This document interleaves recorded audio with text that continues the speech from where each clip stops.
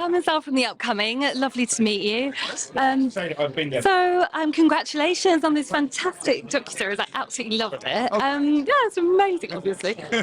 So, how did the project kind of start?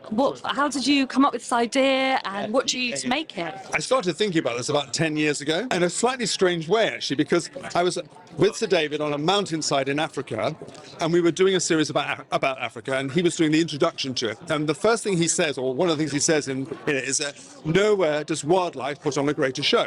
And that was the kind of key line. So, Cut, thank you very much. And I thought, I wonder if that's actually true. I wonder if the time when the wildlife put on its greatest show was when the dinosaurs were here.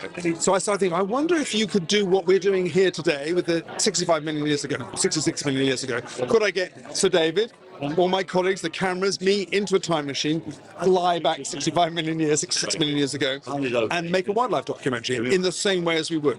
And so that's what I set out to try and do. Now, easier said than done, and it took a number of years to develop the ideas, develop the story, but also I think the key thing was finding that time machine, and that's where Jon Favreau came in, because he effectively had those keys to this time machine, and he's a CGI guru. But what was nice was that he and I, when we met in Jay Hunt, who's the commissioner's office, and he came in just with his little iPod and we were chatting away, and he was showing me some stuff from his film, Lion King. And he said, look at this, we've done this and we've done that, because he knew I was a wildlife filmmaker. And I said, oh yeah, I reckon, and that's a bit like, and he said, it's exactly like, because I've looked at every single one of your films and we've used every single one of those as a reference, that's the word he uses, reference for what we do. So there was a kind of instant meeting of minds, and it's been a wonderful experience with him, actually. We've both learned huge amounts from each other's grammar, genre, if you like. And I think now, we almost can finish each other's sentences, really. It's really nice. Like an old married couple.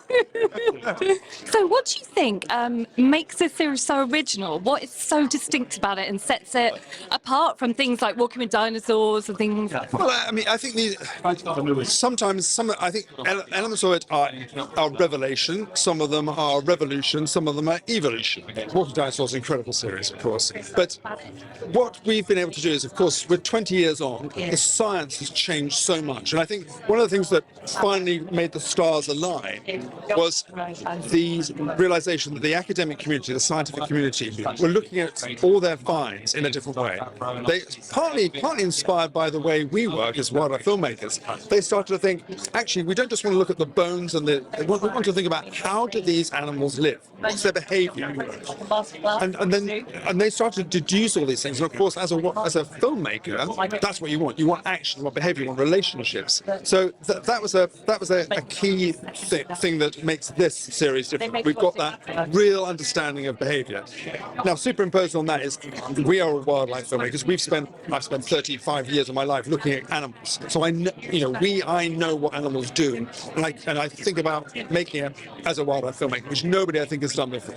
And then I think the other thing is we have invested so much in the academic work. So I think we're the first people who've ever had a full-time paleontologist on our team, and he's not just a paleontologist, he's a fantastic multi-faceted thinker. He's a biologist, and he has this incredible network of people he can talk to. So everything you see is a little tiny kind of tip of the iceberg, under which there is a mass of information drawn from, like threads drawn from all over the place, a bit like Sherlock Holmes deducing what the crime was. None of one piece of evidence is direct, but all you picture it all together, picture emerges and go, that has to be it. That's what makes it unique.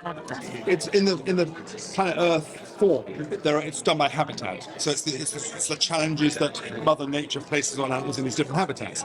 So of course we did deserts, we did coasts, we did forests, we did ice worlds, and so we wanted to find places that in the real world today that are avatars effectively for the ancient world. And there are some. They're not everywhere, but you have to be very careful that the plants are right and the climate's right. So it did mean we had to scour the planet. We went to New Zealand, to Africa, to lots in America. But we also did a lot in the UK, because unfortunately COVID struck, and some of the places that we had intended to go to were off limits. It's amazing how necessity is the mother of all invention, and it's amazing what you can make a beach in Wales look like if you have to.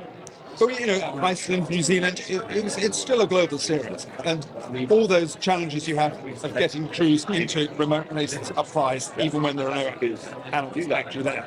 I hope they enjoy it because I hope they're finding an extraordinary experience. This is like being allowed through a portal to step inside a world that you would never normally be able to do. And if people feel they've done that, then that would be very, very rewarding. But I think there's more than that.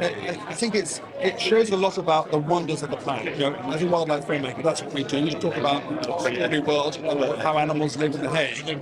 And I hope people are going to see a new chapter of that, which they don't normally see. And also a bit about fragility. These were the most successful animals probably of all time. Yet even they, wiped out in a moment. And I think it reminds you that even, we hold on to life tenuously, and so we should be careful and look after the planet. Because actually, Mother Nature's probably stronger than all of us.